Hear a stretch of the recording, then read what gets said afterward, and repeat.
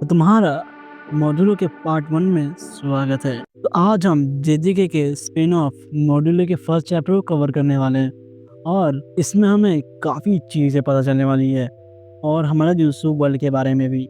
तो बिना किसी देरी के सीधा स्टार्ट करते हैं। तो चैप्टर की शुरुआत होती है और हमें पता चलता है कि पूरे 68 साल बीत चुके हैं और 2086 में एलियंस अर्थ पर आ रहे हैं और इन एलियंस को सिमोलियंस कहते हैं और इनकी मदरशिप में टोटल 50,000 एलियंस हैं। फिर हमें एलियंस का सरदार दिखाया जाता है जो बैठा हुआ होता है आपसे और बोल रहा होता है कि अर्थ की सबसे ताकतवर कंट्री तो अमेरिका है ना, हम जापान क्यों जा रहे हैं। तो उसका एक नौकर बताता है कि ये जो स्पेशल इंसिडेंट यानी सुपर नेचुरल इंसिडेंट्स हैं इनको डील करने के लिए जापान को बोला गया है। और फिर उसके एजेंट को कुछ महसूस होता है, उसे पता चलता है कि कुछ लोग ऐसे हैं जो हमारी जैसी शक्तियाँ इस्तेमाल कर रहे हैं और उन्हें यहाँ पर कर्स यूजर्स कहा जाता है। यहाँ से सीन कट होता है और हमें दिखाई जाती है एक 6 साल की बच्ची यूका ओकोसु जो अपने ग्रैंडपा के साथ खेल रही होती है और कुछ कीड़े पकड़ रही होती है और फिर हमें पता है इस ग्रैंडपा का नाम है यूटा ओकोसु। यस दोस्तों, यही हमारा है यूटा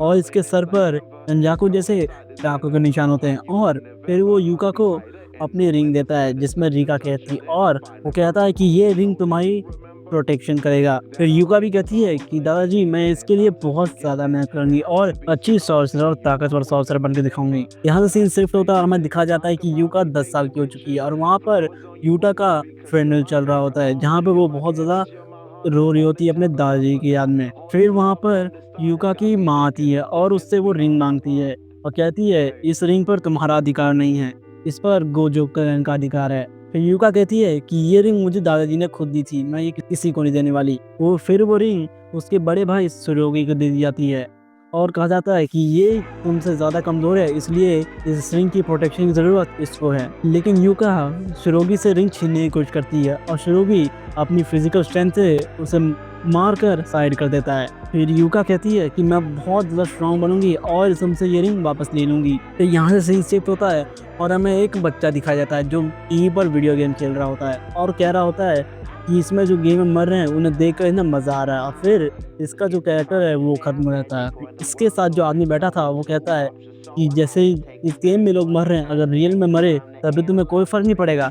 जिससे हमें ये पता चलता है कि ये आदमी थोड़ा साइको है। फिर यहाँ सीन शिफ्ट होता है और हमें यूका और सुरोगी दिखा जाते हैं जो अपने पहले मिशन पर जा रहे होते हैं। फिर वहाँ पर उन्हें एक और पार्टनर ज्वाइन करता है और वो कहता है कि मैं फॉरेनर हूँ और फिर यूका कहती है कि फॉरेनर्स के पास तो कर्स एनर्जी रेयरली होती है, कुछ रेयर केस में ही कुछ फॉरेनर्स के पास कर्स एनर्जी होती है और सबसे ज़्यादा कर्स एनर्जी तो जापान के लोगों में होती है। फिर वो उसका नाम पूछती है और वो बोलता है कि मेरा नाम है वल वोल यूलरी। नाम मुझे पता मैंने बहुत गलत बोला है लेकिन इसको हम शॉर्ट में मारो कहेंगे। वो खुद कहता है कि मुझे तुम शॉर्ट में मुझे मारो कह सकते हो। और फिर शोगी पूछता है ये हमारे साथ क्या कर रहा है। वो बोलता है ये तुम्हारे साथ मिशन में जाएगा, ये तुम्हारे साथ नहीं देगा, ये तुम्हारा इंस्पेक्टर है, ये सिर्फ यहाँ देखेगा। फिर वो बता रहा होता है कि काफ़ी सारे कर्स यूजर्स लोग गायब होते जा रहे हैं और फिर मारू पूछता है ये कर्स यूजर्स क्या होते हैं। फिर सुरोगी बोलता है कि तुम्हें ये तक नहीं पता है। फिर मारू वहाँ पर काफ़ी सारे क्वेश्चंस पूछने लग जाता है जैसे कर्स एनर्जी क्या होती है, कर्स शक्ति क्या होती है। तो शिरोगी और मारो को गुस्सा आ जाता है और वो उसे डांटने लग जाते हैं। और दोस्तों असल में मारो वही एलियन है जो हमें शुरू में दिखाया गया था, जो हमारे इस मांगा के पहले पेज पर भी है। और वो कह रहा होता है मन में कि मैं खुद देखूंगा इंसानों को कि क्या ये हमारे साथ कोएग्जिस्ट रहने के काबिल हैं या नहीं, या हमें इन पर इन्वेट कर देना चाहिए। फिर सुरोगी और यूका मारो के क्वेश्चन से परेशान होकर आगे चले जाते हैं और मारो पीछे रह जाता है। और फिर मारो नदी किनारे बैठ जाता है और वहाँ पर यूका आती है और उसे कुछ स्नैक्स देती है खाने के लिए और वो कहता है कि स्नैक्स मुझे काफ़ी ज़्यादा अच्छे लगे। फिर मारो पूछता है कि सुरोगी के गले में वो रिंग क्या है। फिर यूका बताती है कि वो रिंग मेरे दादाजी ने मुझे दी थी और वो सिर्फ मुझे दी थी, लेकिन मेरे परिवार के लोगों ने उस सुरोगी को दे दी। क्यों? क्योंकि उन्हें लगता है कि सुरोगी उससे ज़्यादा कमज़ोर है। क्यों? क्योंकि उसके पास कोई भी कर्स एनर्जी नहीं है। मतलब हमारा सुरोगी जो है वही हमारा मॉडर्न ज़माने का तोजी है दोस्तों। लेकिन यूका को लगता है कि सुरोगी उससे ज़्यादा ताकतवर है इसलिए वो रिंग उसको दे दी गई है। इसलिए यूका बोलती है कि मैं और ज़्यादा प्रैक्टिस करूँगी और सुरोगी से स्ट्रांग होकर उस रिंग को उससे छीन लूँगी। फिर हमें यही पता चलता है कि सुरोगी जो है उस रिंग को पाने के बाद ज़्यादा वो खुश भी नहीं है, उसे खुद भी रिंग नहीं चाहिए होती है क्योंकि वो खुद जानता है कि मैं कितना स्ट्रांग हूँ, मैं खुद की रक्षा खुद कर सकता हूँ। फिर वो लोग अपने मिशन पर जाते हैं और उन्हें पता चलता है कि किसी ने यहाँ पर कोई कर्स टेक्निक इस्तेमाल की है, जिसके कारण जो कर्स एनर्जी कंटेन करने वाले लोग हैं वो डायरेक्ट उसी रास्ते पर जाने लगते हैं। इसलिए काफी टाइम से लोग गायब होते जा रहे हैं और फिर मारू और यूका उस रास्ते का पीछा कर रहे होते हैं। फिर वहाँ पर सिरोगी भी आ जाता है और यूका उसे बताती है इस टेक्निक के बारे में, लेकिन सिरोगी बोलता है कि मैंने ये टेक्निक के बारे में पहले ही पता कर लिया है सब कुछ। और फिर वो तीनों साथ में उस रास्ते पर जा रहे होते हैं। फिर उन्हें एक गली मिलती है जहाँ पे सबसे ज्यादा कर्स एनर्जी की इधर जाकर ही लोग गायब हो जाए, तो वो लोग वहाँ पे रास्ते को बंद कर रहे होते हैं और जाने की तैयारी कर रहे होते हैं कि उनसे पहले एक बच्चा चला जाता है।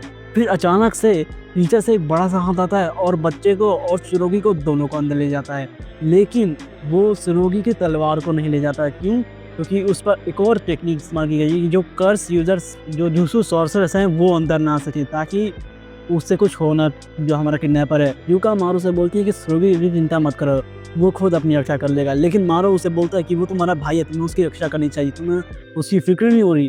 फिर इन दोनों की बहसबाजी चलती है थोड़े टाइम तक और फिर यूका मान जाती है सिरोगी को ढूंढने के लिए और उसके बाद वो दोनों सिरोगी को ढूंढने निकलते हैं। फिर हमें सिरोगी दिखाया जाता है जिसके हाथ बंधे हुए थे। मतलब इसकी कर्स टेक्निक की एक और चीज़ है कि कोई भी बंदा यहाँ पे आता है तो उसके हाथ पहले से ही बंधे होते हैं और सामने हमें वही बंदा दिखता है जो शुरू में हमें दिखाया गया था उस बच्चे के साथ। हाँ, तो बीच में वीडियो की उसका आवाज़ कम कर, हाँ शंकर थोड़ा हंसना बंद कर।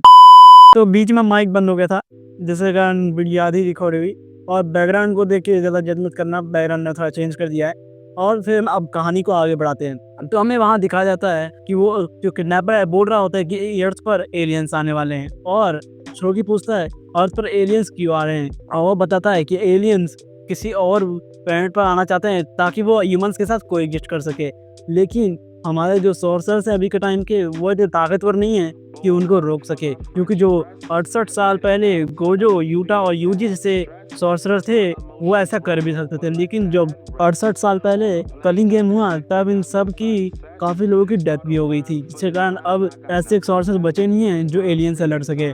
इसलिए वो भी अपना बिजनेस एक बार में ख़त्म करना चाहता है, इसलिए वो काफ़ी सारे बच्चे इकट्ठा कर रहा है ताकि वो एक बार में काफ़ी सारा पैसा कमा के रफू चक्कर हो जाए। और वो कहता है कि मैं तुम्हें ही बेच दूंगा, लेकिन अचानक से वहाँ पर यूका और मारू आ जाते हैं और उसका दरवाज़ा तोड़ते हुए उस पर हमला करते हैं। और फिर वहाँ पर यूका सीरिया सिरोगी से बोलती है कि मुझसे फाइट करो, वो भी अभी। और सिरोगी उससे एक घुसा मार के साइड कर देता है, बोलता है ये समय नहीं है फाइट करने का। और फिर वो उस किडनैपर पर हमला करने आती है अपने जॉ स्ट्राइक क्लॉ से, लेकिन हमारा जो किडनैपर था वो भी कम नहीं था, वो भी अपनी कर्स्टिंग इस्तेमाल करता है और यूका के पीछे टेलीपोर्ट हो जाता है और उससे काफ़ी ज़्यादा तगड़ा हमला करता है। और उसके बाद सिरोगी अपनी कटाना का इस्तेमाल करता है जिसमें कर्स एनर्जी भरी हुई थी, और उस कटाना का इस्तेमाल करके उस किडनैपर की कर्स टेक्निक को काट कर देता है ताकि अब वो टेलीपोर्ट न कर सके। उसके बाद यूका अपना अटैक डिलीवर करती है उस पर, वो काफ़ी ज़्यादा अच्छा अटैक था। और उसके बाद सिरोगी कहता है कि यूका तुम काफ़ी ज़्यादा स्ट्रांग हो गई हो, लगता है तुम्हें ये रिंग जल्द ही मिल जाएगी।